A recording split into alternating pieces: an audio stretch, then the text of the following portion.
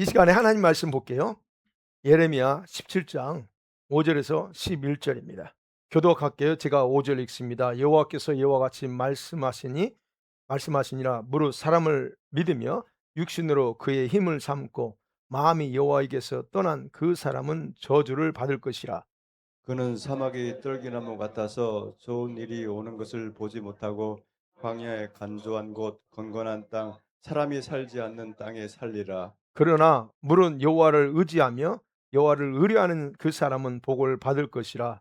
그는 물가에 심은 나무가 그 뿌리를 강변에 버치고 더위가 올지라도 두려워하지 아니하며 그 잎이 청정하며 가무는 해에도 걱정이 없고 결실이 그치지 아니함 같으리라. 만물보다 거짓되고 심히 부패한 것은 마음이라.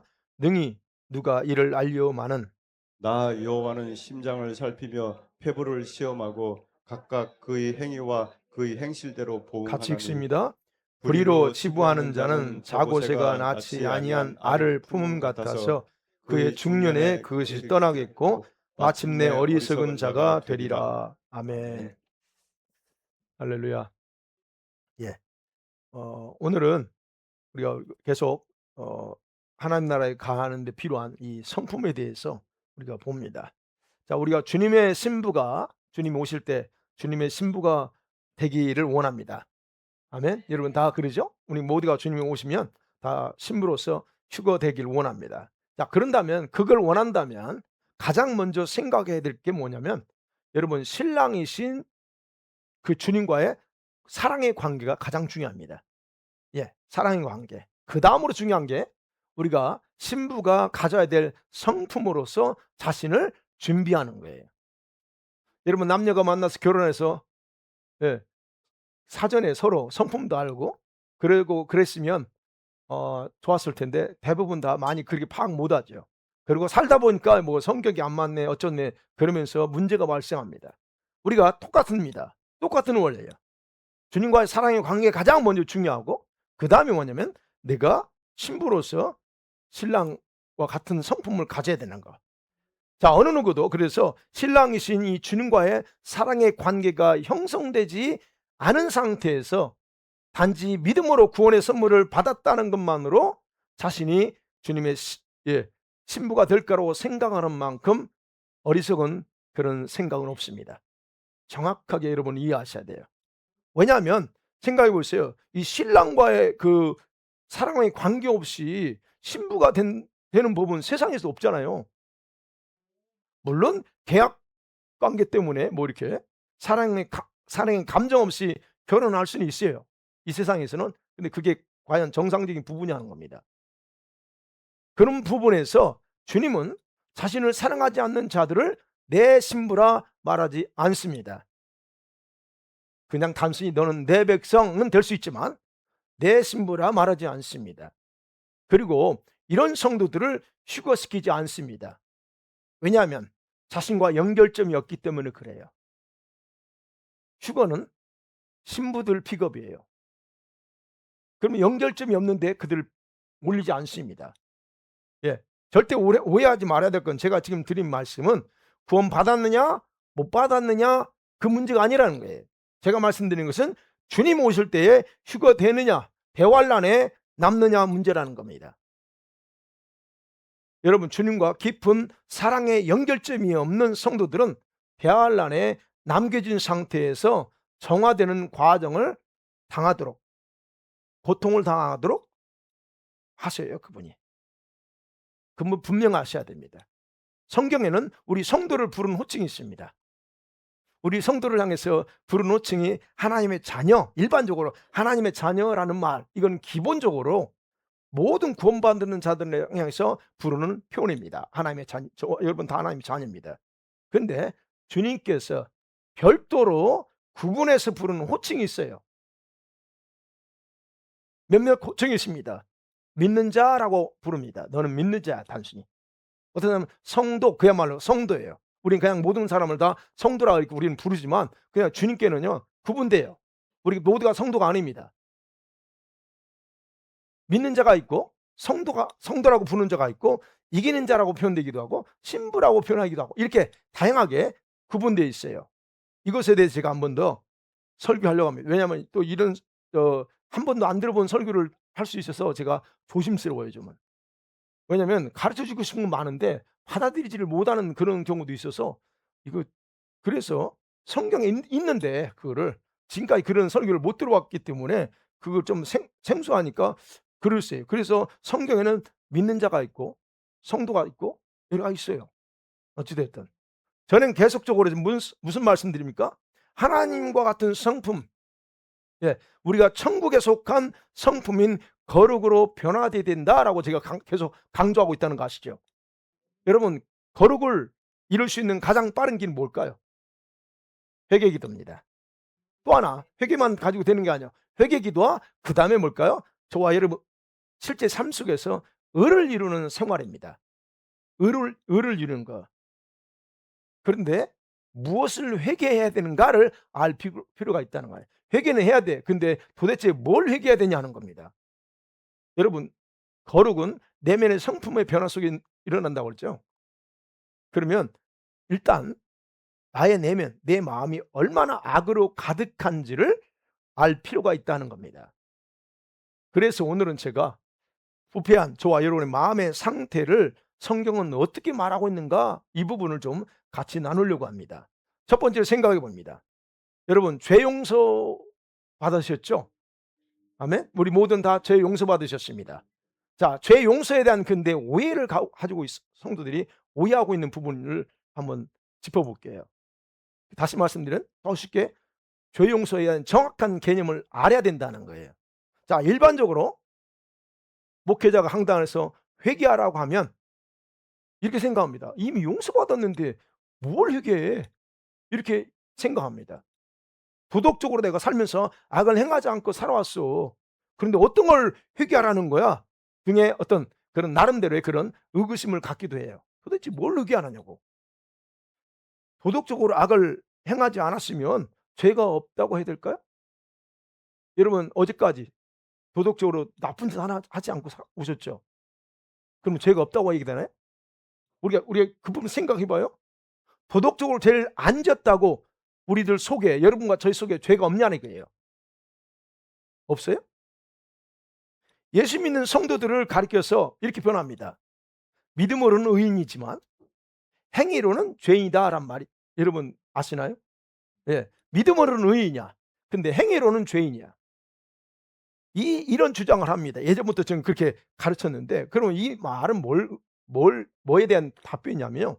우리 성도들이 가지고 있는 하나의 딜레마가 있어요. 이 딜레마를 해결하기 위해서 만들어진 표현이에요. 그 딜레마가 뭔 줄 아세요? 그리스도는 믿음으로 통해서 용서받은 죄 용서받은 의인이에요. 분명한 건 맞아요. 그런데 여전히 죄인이라고 하는 오명은 벗어나지 못합니다. 아니 어떻게 의인이면서 동시에 죄인이 될 수 있어요? 여러분 의인이에요? 죄인이에요? 여러분 의인입니까? 죄인입니까? 아니요. 의인이에요. 그러니까 이게 여러분 이게 이런 딜레마예요. 근데 이것을 정확하게 아셔야 된다는 거예요. 용서받았으면 의인이지. 그죠? 무엇 때문에 죄인이라고 하느냐 하는 거예요. 그러면 여러분 죄 용서는 받았는데 100% 받지 못했다는 의미예요 그거. 그죠? 100%못 받았으니까 죄인이라고 그러죠.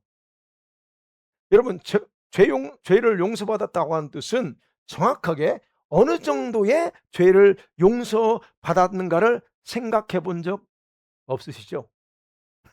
그냥 용서받았어 그러면 다 끝난 거지 우리는. 근데 어느 정도 용서를 받았냐는 거예요. 용서받았다면 여러분과 제가 어떤 죄를 받았다는 말인가를 여러분 아시냐는 거예요. 어떤 죄 용서받으셨어요? 여러분 용서받았습니다. 어떤 죄 용서받으셨어요? 원죄 용서받으셨습니다. 그리고 지금까지 살면서 회개한 죄 다 용서받았어요. 그러나 회개하지 않은 죄는 용서 못 받았습니다. 이해가 되세요? 용서받았다는 것을 정확하게 아셔야 돼요. 여러분 회개 안 해도 과거 죄를 다 용서받았다는 말 아닙니다. 원죄는 기본이고 그 원죄는 믿기만 하면 받는 죄 용서고 그다음에 살면서 지은 죄 그 대신 회개하지 않는 죄는 용서 안 받아요.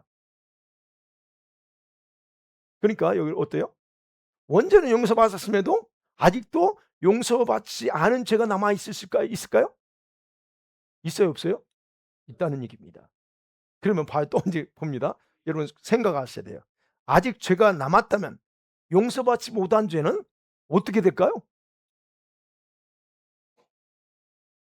이렇게 남아 있는 죄가 있음에도 구원받았으니까 하나님 나라에 들어갈 수 있을까요?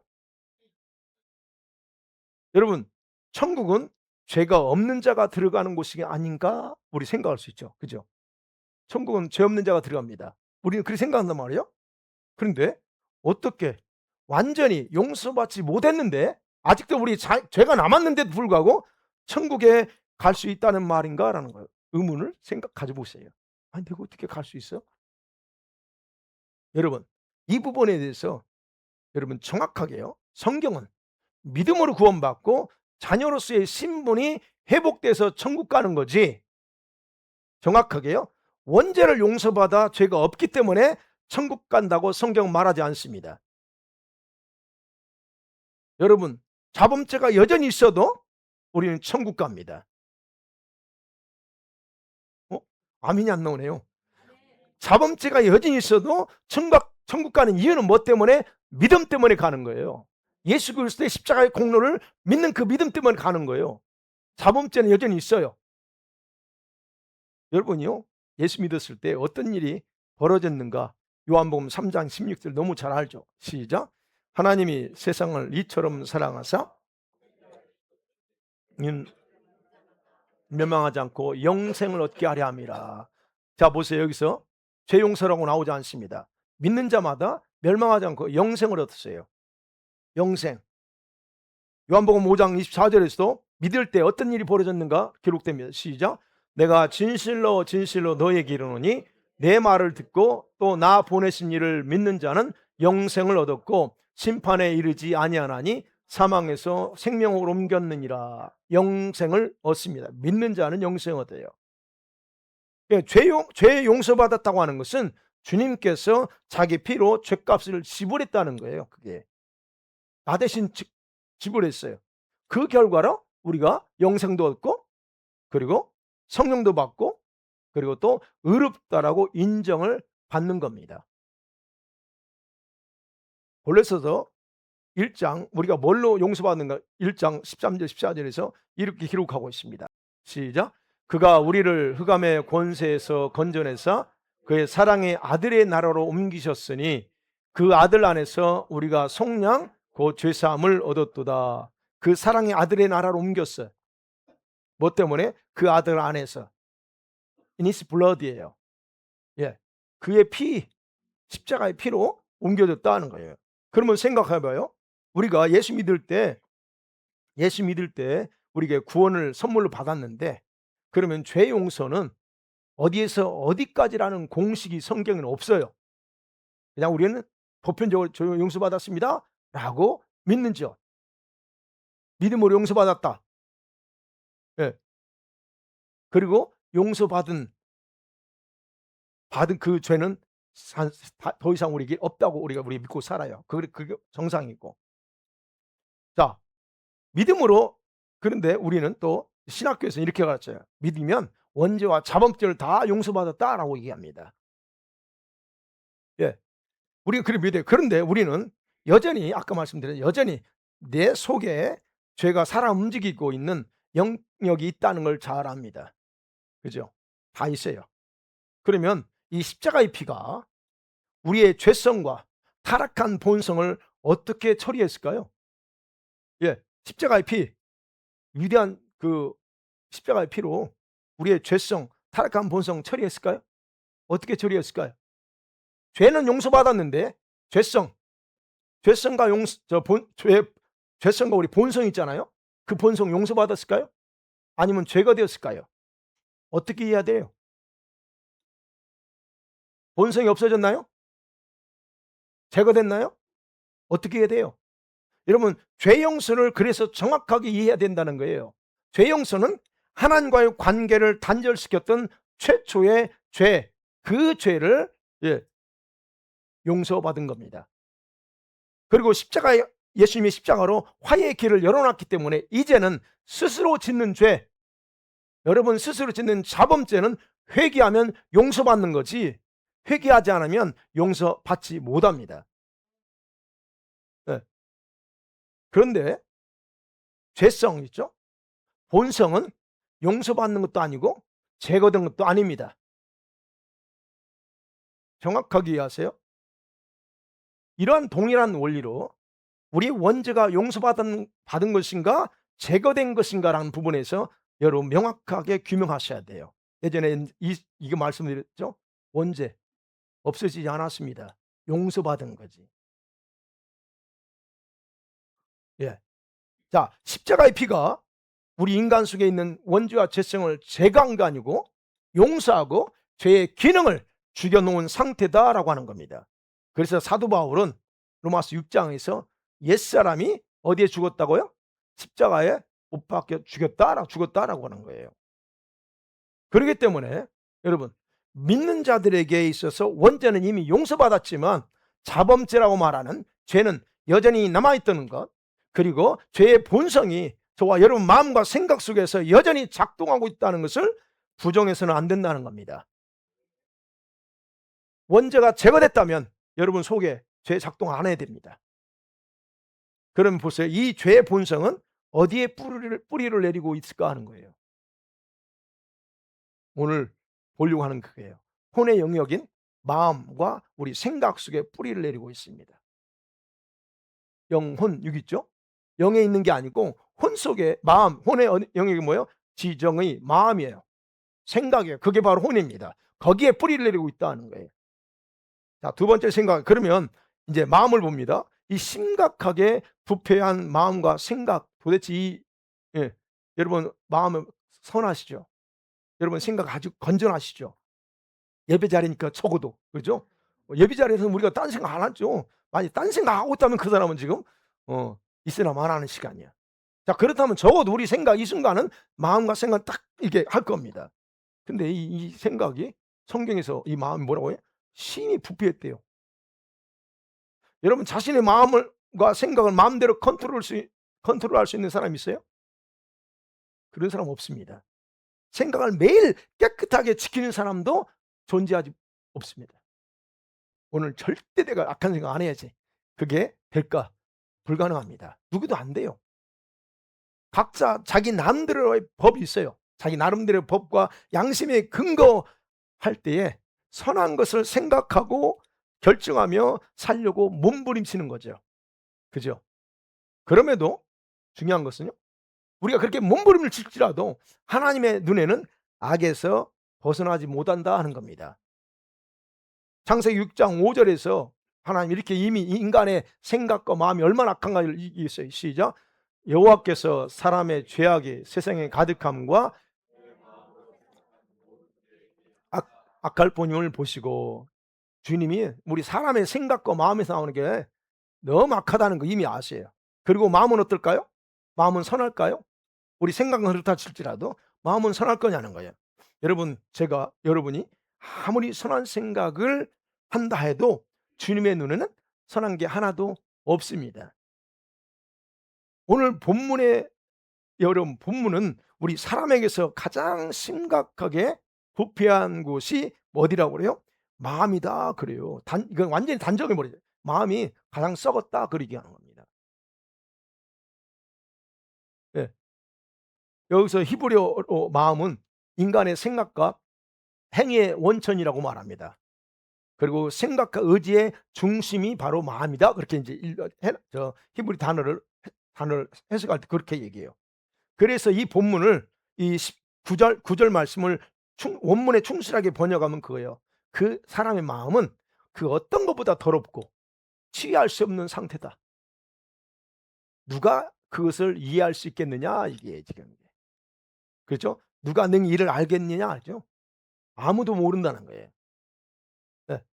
그러면서 하나님이 뭐라고 말하냐면 10절의 말씀이야. 나 여호와는 심장을 살피고 폐부를 시험한다. 그렇게 말씀합니다. 여러분 보세요. 여기서 심장, 히브리어로 마음이요. 똑같은 말. 레브라고 하는데 심장이나 마음이나 같은 단어 쓰고, 그다음에 여기서 폐부라는 단어는 우리 긴 몸에 신장이 콩팥을 의미합니다. 단어가 콩팥입니다. 여러분, 마음은 이해돼요. 근데 콩팥 우리 신장을 주님이 살펴본대요. 시험한대. 아니 뭐 때문일까요?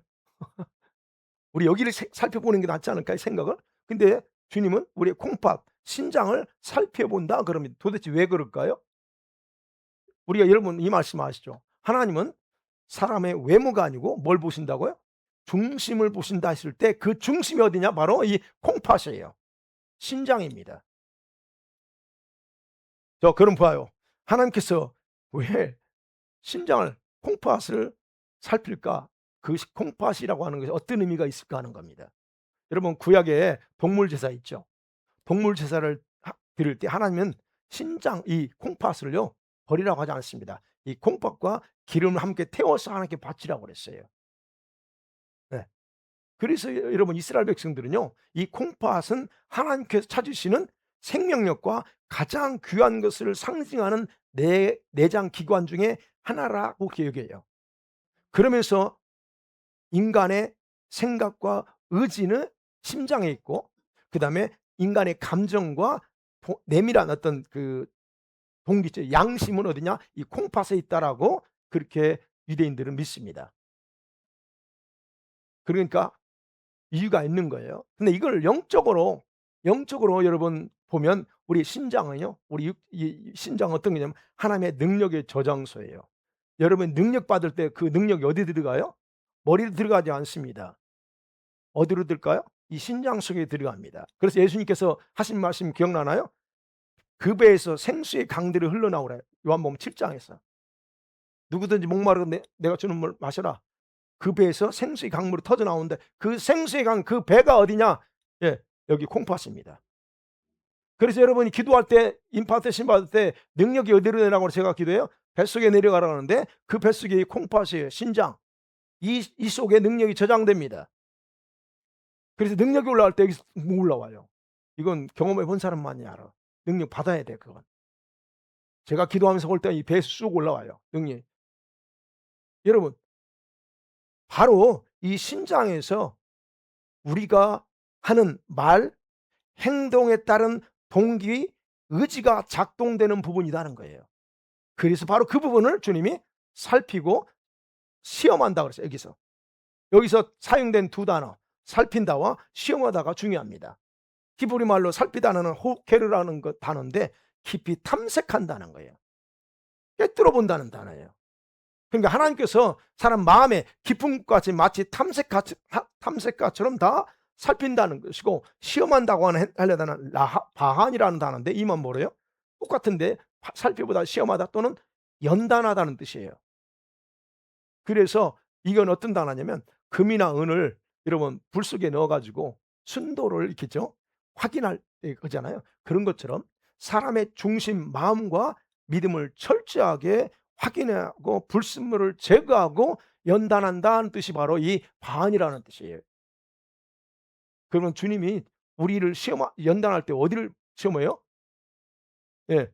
연단하시는 부분은 저와 여러분의 생각이 아니고 마음과 신장이다라고 하는 겁니다.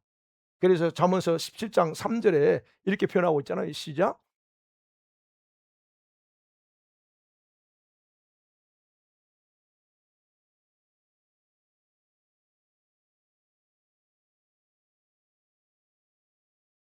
살피고 시험한다 그래요.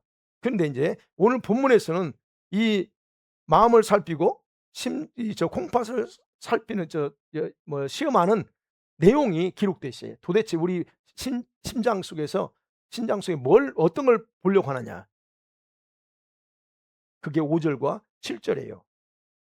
사람을 믿고 육신을 의지하는가? 그 중심에 아니면 하나님을 의지하는 거예요. 우리는 다 일반적으로 하나님 의지한다고 그러잖아요, 여러분. 그죠? 오늘도 하나님 의지하시죠? 그런데 진짜냐 아니냐를 살펴보면 다 드러나. 그래서 오늘 얘기합니다. 5 절, 6 절은 육신을 의지하고 사람을 의지하는 자들은 저주받을 거야. 그렇게 하고 7 절에서는 그래요. 하나님을 의지하는 자, 의뢰하는 자는 복을 받을 거야. 이렇게 얘기하래요. 그럼 봐요. 보세요. 우리가 생각할 게 사람을 의지하며 사는 것이 죄냐 하는 겁니다. 사람 의지하며 사는 게 죄예요? 돈 의지하며 사는 게 죄입니까? 아니 뭐 당연한 거 아니에요, 우리가 살면서.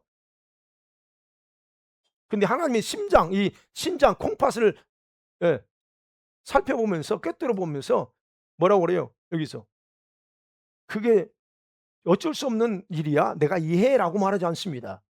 "너가 어쩔 수 없으니까 사람 의지하고 돈 의지하지. 괜찮아."라고 말하지 않습니다. 그것이 하나님의 눈에 악이 아니라면 왜 저주의 말씀을 하냐고. 글자 나왔죠? 5 절에 "그 사람은 저주를 받을 거야." 그래요. 아니요. 무서운 말을 하는 거잖아요. 도대체 왜 그게 죄가 아니라면 그렇게 저주하시냐는 거예요.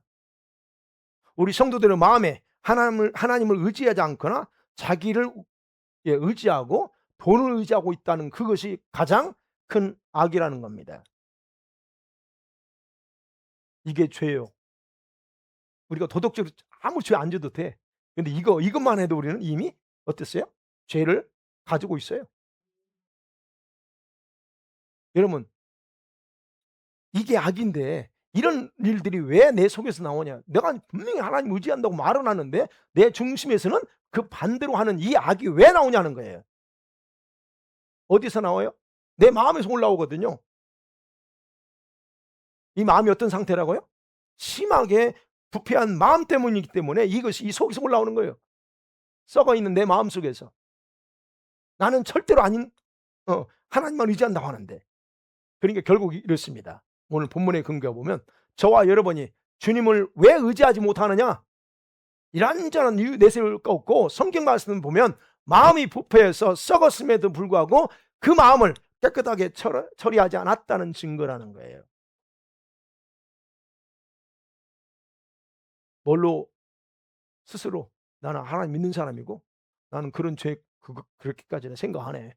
이렇게 사니까 여러분은 그냥 마음 이 부패한 여러분 이런 마음을 다스리고 깨끗하게 할 생각도 안 한다는 겁니다. 그래서 성경은 분명하게 그게 악이다라고 말합니다. 그다음에 세 번째 생각해 봅니다. 자, 부패한 마음 그걸 다시 한번 봅니다. 이 부패한 마음, 이 마음이요 창고입니다. 악이 온갖 악이 쌓여 있는 창고예요. 여러분 구약에서 죄악을 뜻하는 단어가 4개 정도 나옵니다. 근데 가장 많이 쓰인 666 번이나 쓰인 히브리 단어가 라라고 하는 단어예요. 라. 이 라라고 하는 도덕적인 악이에요. 예.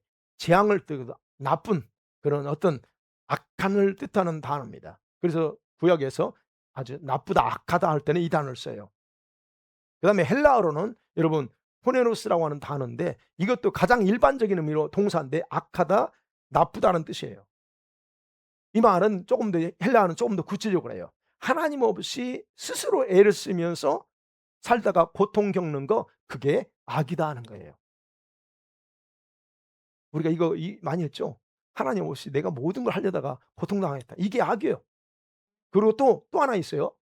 여러분 이게 해당되는 분들이 많을 수 있어요. 생각이 많고 마음이 나뉘어서 하나님을 향한 뜻을 정하지 않는 또는 정하지 못한 상태가 악이다는 거예요. 이게 바로 이 단어예요. 포네로스라고 하는 단어. 생각이 너무 많아. 그래 가지고 마음이 나뉘어 주님께 집중하지 못하고 하나님께 뜻을 두지 못하는 상태. 그게 악 중의 악이에요. 그다음에 또 다른 단어 있어요. 카코스라고 하는 단어가 있습니다. 이것도 역시 나쁘다, 악한 이건 형용사인데 해로운이라는 뜻이에요. 근데 이게 뭐냐면 이 단어를 쓸 때 부정적인 모든 악을 포함시키는 단어예요. 그래서 도덕적으로 나쁘다 또는 악한 걸 칭할 때 이 카코스라는 단어를 씁니다. 그러면 포네로스나 이 카코스라는 헬라어 단어 두 단어는 신약에서 도덕적인 악함을 해요. 다. 자, 그러면 생각해 봐요. 이런 도덕적인 악함이 어디에 있느냐 하는 거예요.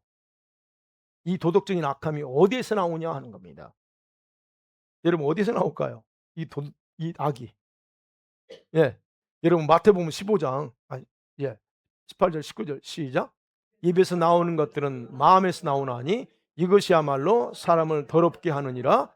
마음에서 나오는 것은 도둑질과 거짓 증언과 비방이니. 어디서 나온대요? 마음에서 나와요. 근데 마음이 뭐라고 오늘 보면 심히 부패했다, 썩었다는 거예요. 썩어 있는 그 마음에 사람의 부패한 마음 속에 남아 있는 이 악, 악함, 그것이 어느 정도일까 그러면? 어느 정도일까? 여러분,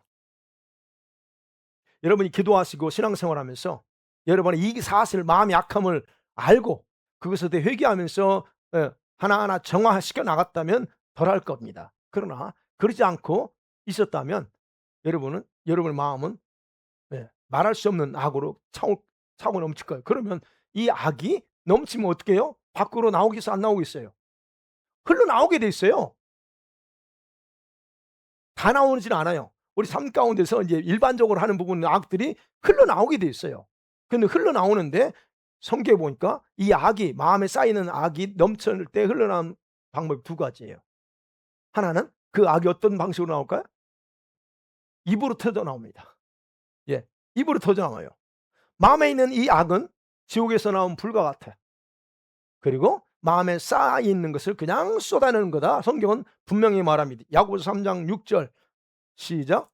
혀는 곧 불이요 불의의 세계라. 혀는 우리 지체 중에서 온몸을 더럽히고 삶의 수레바퀴를 불살르나니 그 사르는 것이 지옥불에서 나느니라.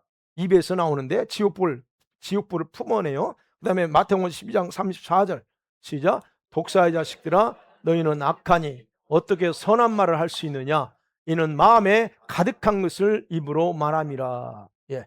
마음이 가득하니까 그 말을 쏟아내는 거예요.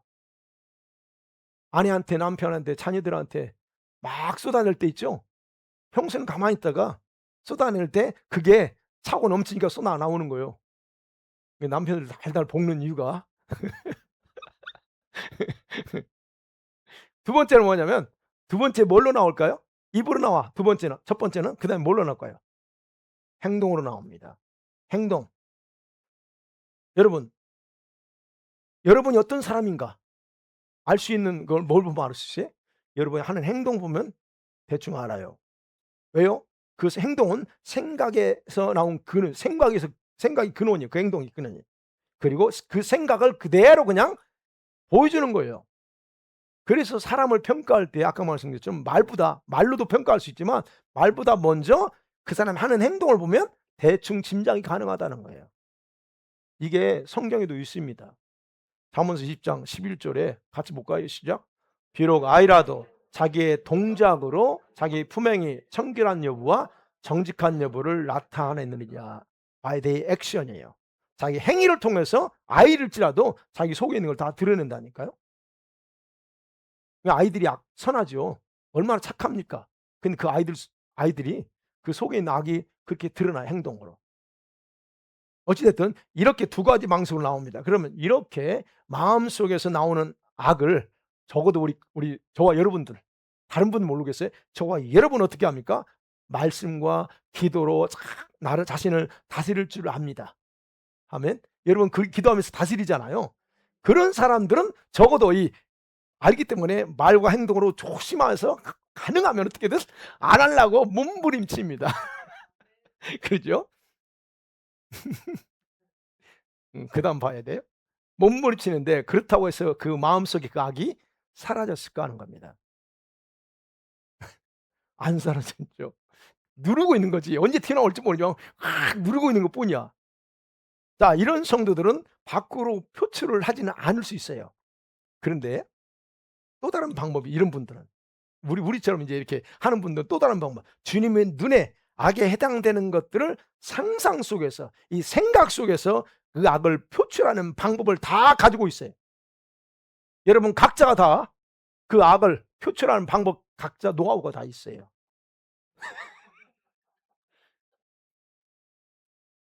이해가 되세요? 그런 악들은요. 예. 그런데 그런 악들은 나와 주님만이 아세요. 왜? 표현을 안 했기 때문에 표출을 안 했기 때문에 아무도 모르는데 나는 알아. 그리고 주님은 아세요. 그게 뭘까요? 오늘 말씀처럼 마태복음 저거 말씀처럼 음란한 생각, 예, 악한 생각, 마음에 누굴 생각, 시기가 올라와, 질투가 올라. 이거 그냥 가만히 있으면 이게 갑자기 올라오는 거예요. 미움이 올라와. 이게 왜 이게 올라오는겨? 교만함, 악독한 거 있죠. 어리석은 것들, 여러분 미련한 것도 역시 여러분 미련한 것이 좋은 게 아닙니다. 성경에 보면 잠언서 미련함이 죄요. 게으른 것도 죄고. 이런 것들이 각자 자기만의 방법으로 표출해요. 그러니까 마음과 생각으로 짓는 이런 상상의 죄들을 영계에서 실제입니다. 근데 중요한 건 여러분이 생각은 끝날지 몰라요. 말은 할지라도 상상으로 할지라도 상상은 실제입니다. 물질계에서는 실제가 아니지만 영계에서는 실제예요. 저의 설교를 이걸 들었던 분 다 알죠. 영계 실제입니다. 그래서 상상으로 누구를 죽이고 상상으로 누구를 이런 것들 다 영계에서 실제입니다. 그 죄입니다. 근데 그 죄는 안 사라져. 문제는 영계에서 있는 상상한 죄는 사라지지 않습니다. 여러분이 그래서 그 하나하나를 다 놓고 회개하셔야 돼요. 내가 오늘 남편을 막 말은 안 했지만 속으로 막 했던 거 회개하셔야 돼요. 왜? 그렇지 않으면 그거는 안 없어져요. 그거. 그래서 사라지지 않고 그 죄가 원수가 도구로 사용해요. 그래서 또 루틴처럼 어느 순간 되면 그걸 그 미워했던 것이 또 나와. 잘할 때는 안 그래. 그죠? 우리가 잘할 때는 그냥 사랑스러우니까 그러는데 쪼끔만 틀어지면 또 나오는 게 뭐냐? 그게 안 사라져 있기 때문에 또 나와요. 근데 봐요. 이런 생각들을 한 번도 안 한 사람이 있어요, 여러분? 손 들어 보세요. 아니 손 내려 보세요, 그럼. 다 하셨죠. 예. 그러기 때문에 어느 누구도 이렇게 부패한 마음의 창고에서 나오는 이런 악들에서 자유할 수 없다는 겁니다. 비록 저와 여러분이 구원받은 하나님의 자녀라 할지라도 여전히 그래서 회개해야 될 죄가 있다는 거예요. 다른 어떤 데보다 더 심각하게 자신을 부패하게 만드는 것이 이 마음에서 나오고 마음에서 눌러놓고 있는 그 죄라는 것을 인식할 필요가 있습니다. 사랑하는 성도들 말씀 맺어 볼게요. 자, 거룩을 이루기 위해서 우리는 몸부림을 칩니다. 그죠? 근데 여전히 쉽지 않을 수 있습니다. 그리고 또 여러분 믿음은 좋은데 여러분 다 여러분 제가 여러분의 믿음을 공식으로 다 인정합니다. 칭찬할 만하면 여러분은 진짜 그럴 분들이에요. 그런데 왜 안 되는지 힘들어할 수 있어요. 그죠? 그런데 우리에게 다양한 장애물이 있어요.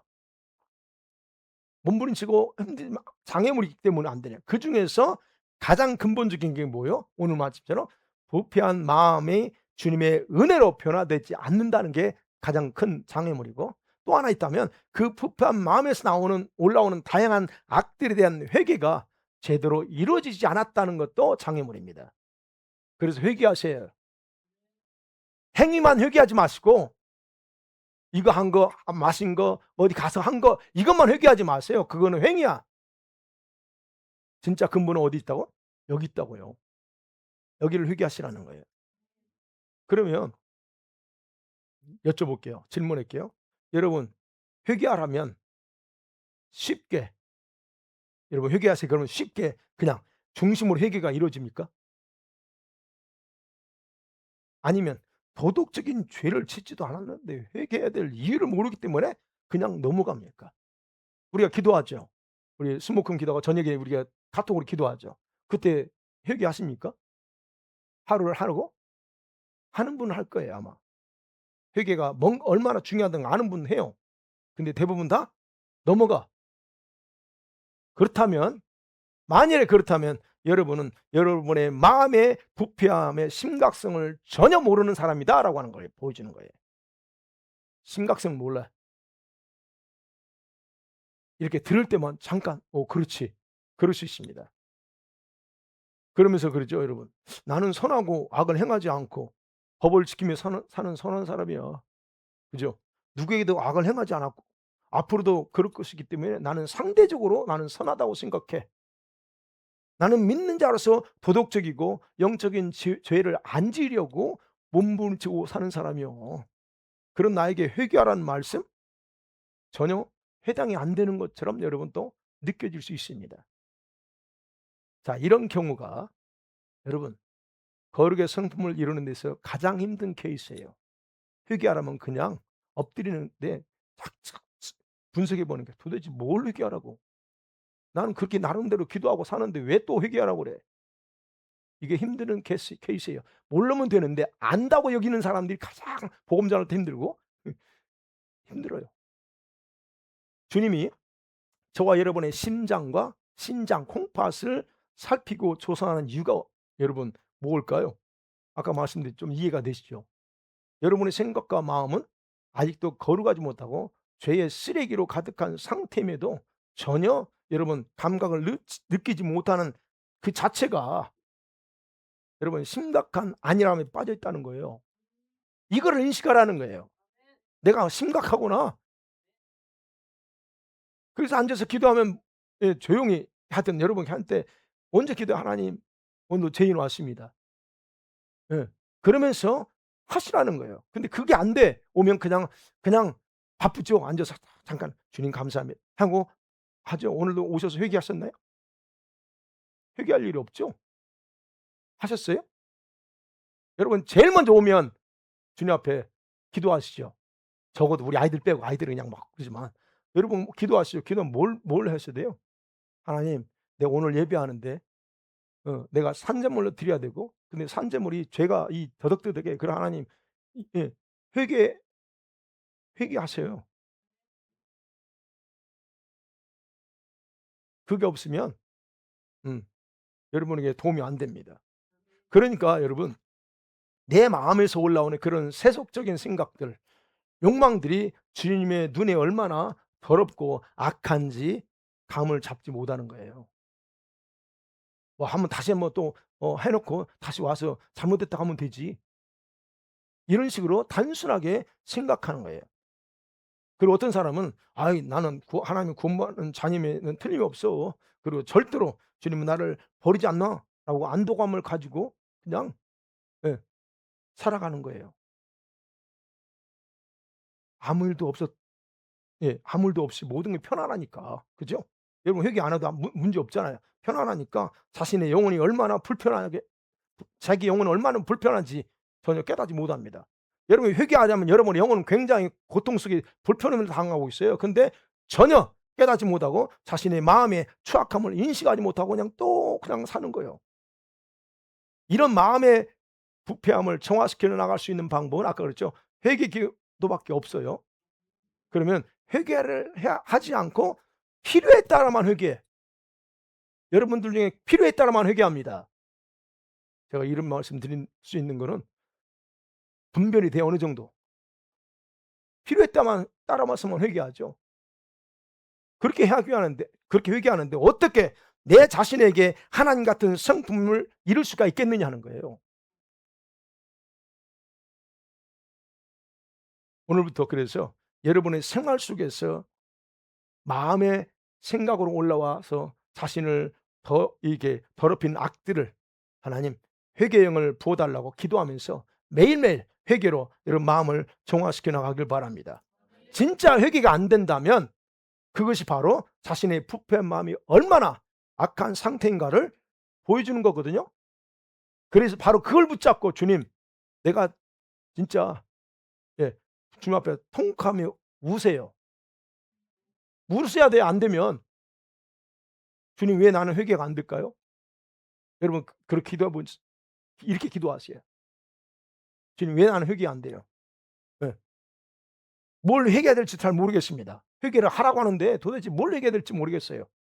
원인을 좀 알려 주시고 회개할 수 있도록 은혜 달라고. 내 마음이 너무 완악한 것 같은데 어떻게 회개의 영을 부으셔서 철저하게 회개의 삶을 경험하게 해 달라고 그렇게 기도하세요. 회개는 하고 싶은데 내게는 그런 감각이 없습니다, 주님. 그러니까 무엇을 회개할지도 생각이 안 나요. 그러니 주님 내가 주님의 눈에 얼마나 완악한 사람인가를 깨달을 수 있게 하소서 하면서 그렇게 마음으로 뭐 소리 안 내도 될 수 있어요. 여러분 개인적으로 할 때는 소리 내지만 그러나 이렇게 사람이 있을 때는 그냥 예 영어로 기도하는 거예요. 주님 그 대신 마음을 찢고 그렇게 기도하세요. 집에서. 그러기에 여러분 다른 사람 보지 마세요 이제는. 남편 어쩌고 자녀들 안타깝게 생각하기 전에 다른 사람 아니에요. 누구? 나 자신이에요. 주님의 눈에 내가 얼마나 악한 마음을 가지고 있는지 회개하시라는 거예요. 그럴 때 성령께서는 막혀 있는 모든 영적인 문제들을 돌파하게 하시고 여러분의 완악한 마음도 부드럽게 할 것입니다. 기도하십니다.